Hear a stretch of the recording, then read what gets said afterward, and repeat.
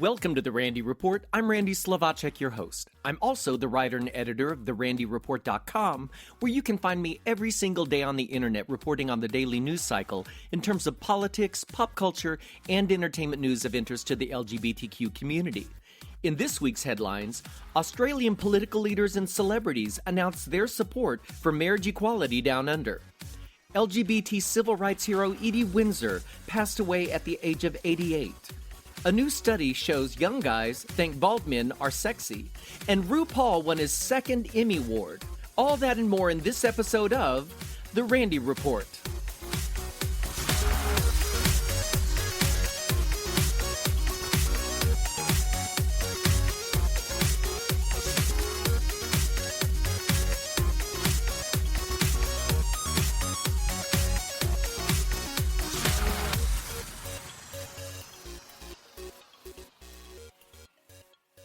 Australian political leaders, including Prime Minister Malcolm Turnbull, have come out in support of a campaign for same-sex marriage down under. Turnbull made a surprise speech at the launch of the New South Wales Yes campaign. The non-binding vote, meant to gauge support for changing Australia's Marriage Act, was mailed out this week with the results to be announced in November. Turnbull told supporters he was confident the Australian people would approve the reform and it would then sail through Parliament by the end of the year. He said he was voting yes because it was fundamentally a question of fairness. The threat to marriage was not gay couples, he said, but a lack of loving commitment that turned many marriages into a loveless desert.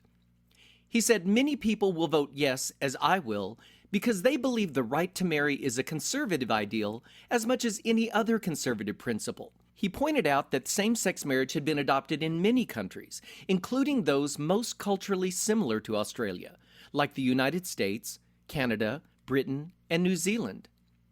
And in pointing that out, he posed the question, in any one of those nations, has the sky fallen in? Has life as we know it ground to a halt? Has traditional marriage been undermined? And the answer is plainly no. Additionally, in an interview with Sky News, international superstar Olivia Newton-John was asked about the mail-in vote, and this was her answer.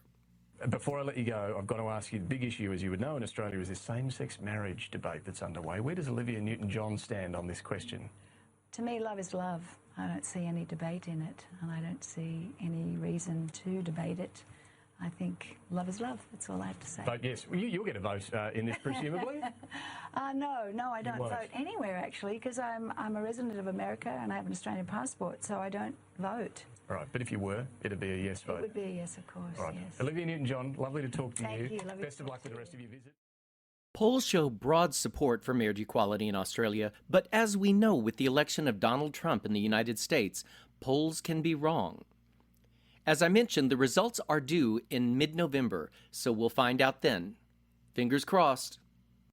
Edie Windsor, the gay rights activist whose landmark Supreme Court case Windsor v. United States, which struck down the Defense of Marriage Act in 2013 and made federal recognition of same-sex married couples a reality, passed away this past Tuesday in Manhattan. She was 88. After living together for 40 years, Edie and Thea Spire were legally married in Canada in 2007. Thea died in 2009, and Edie inherited her estate. But Edie experienced firsthand the negative effects of the Defense of Marriage Act of 1996, which barred same-sex married couples from federal recognition as spouses, effectively barring access to federal benefits available to married heterosexuals.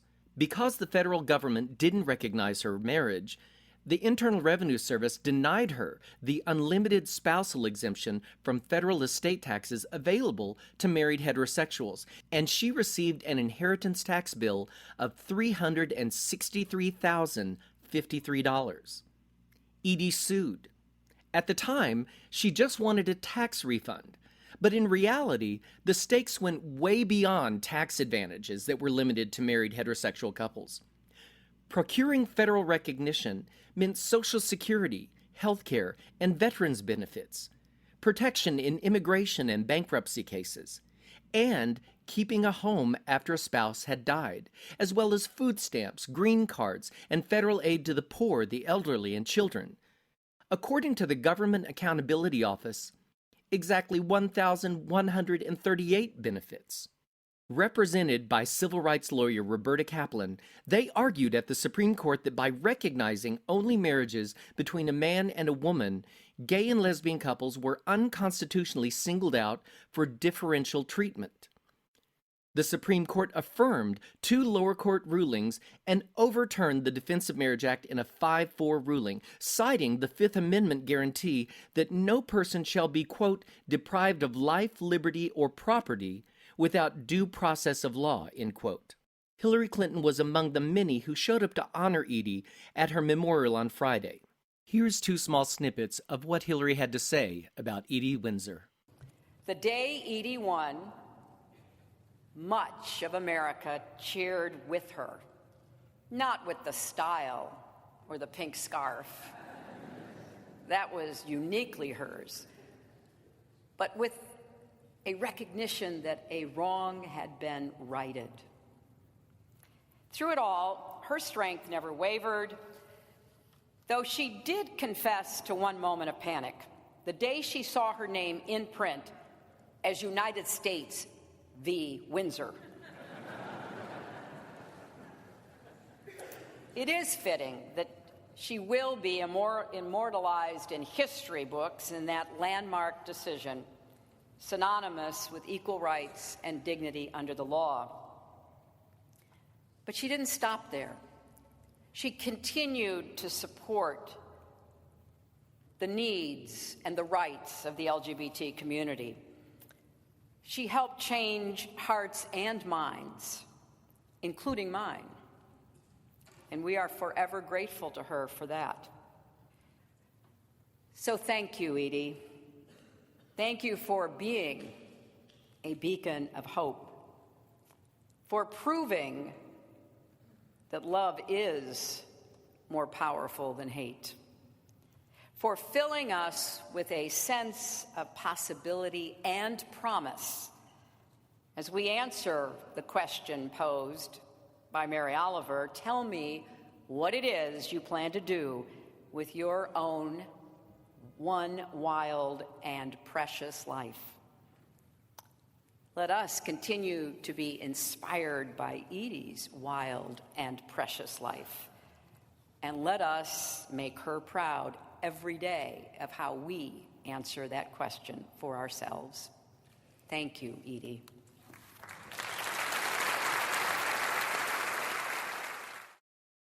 Secretary of Defense Jim Mattis issued new guidance this week which allows current transgender military service members to re-enlist over the next several months.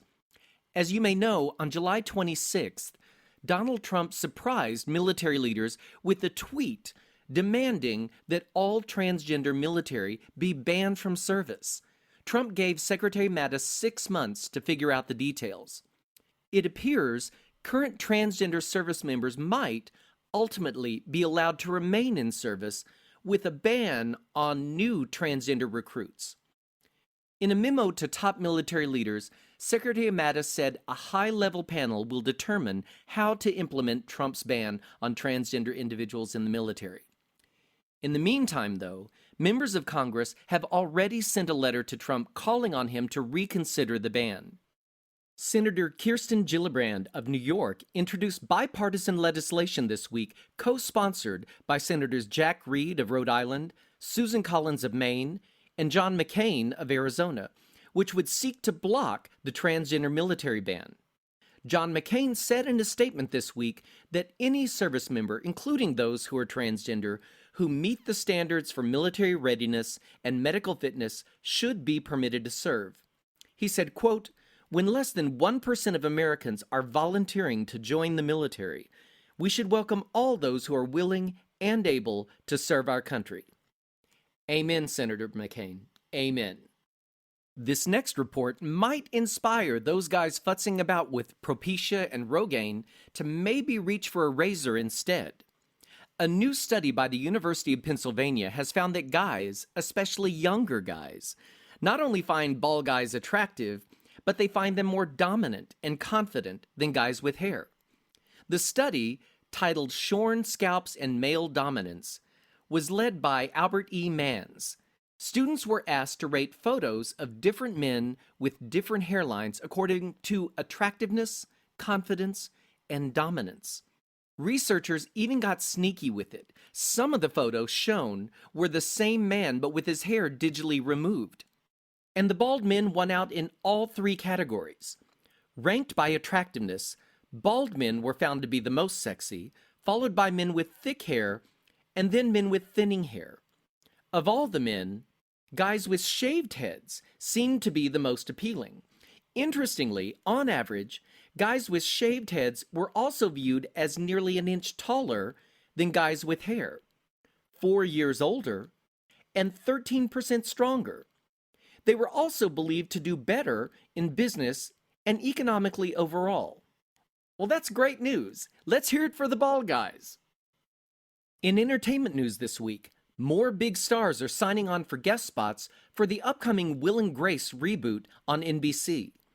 Jane Lynch of Glee fame and Andrew Rannells of HBO's Girls will guest star together, joining previously announced appearances by Tony Award winner Ben Platt of Dear Evan Hansen on Broadway, Harry Connick Jr., Minnie Driver, and Bobby Cannavale. Also, RuPaul won his second consecutive Emmy Award this week for Outstanding Host of a Variety, Nonfiction, or Reality Program for RuPaul's Drag Race. The reality competition also took home awards for Outstanding Costumes, and Picture Editing. The VH1 series was nominated for a total of 7 Emmy Awards. Still to come, the Primetime Emmy Awards show on September 17th on CBS, where Drag Race is up for Best Reality Competition Series. This follows the most successful season yet for Drag Race after moving from Logo to VH1. From the floor of the DragCon convention, Ru expressed his gratitude and thanks. I want to thank all of the cast and crew of RuPaul's Drag Race and my family at World of Wonder and the gorgeous people at VH1. Thank you, Television Academy, so much. You make this queen so proud. Thank you. Mwah! And in queer cinema, this week we got the first U.S. trailer for the upcoming film Tom of Finland, a biopic of the late Finnish artist. As you may know, Tom of Finland is known for his exaggerated depictions of masculinity, which showed muscled bikers, uniformed members of the armed services, and working men, often engaged in sexualized scenarios. The film is Finland's official entry for the Best Foreign Language Film Oscar. Tom of Finland follows the life and work of artist Tuukka Laaksonen. The film chronicles his life as a decorated officer who, upon returning home from serving his country in World War II, finds post-war Helsinki rampant with homophobic persecution and gay men around him who are being pressured to marry women and have children. Tuukka finds respite in his art, homoerotic drawings of muscular men free of inhibitions. And when an American publisher sees his drawing and invites him to Los Angeles, his life really takes a turn. Relishing newfound freedom, Tuukka dives headfirst into the sexual revolution and along the way became an icon. His art, famously signed as Tom of Finland, became emblematic of the worldwide gay revolution. Tom of Finland will open Friday, October 13th in New York's The Quad, and a week later on October 20th in Los Angeles at the Nuart, as well as in San Francisco. As I reach the end of this episode of the Randy Report, I realize some news items I haven't been able to share in the past here because they're video and become difficult to fully detail on a podcast. But I realized I can encourage you to head over to my blog, therandyreport.com, to check out a few items that I really think are worth your time.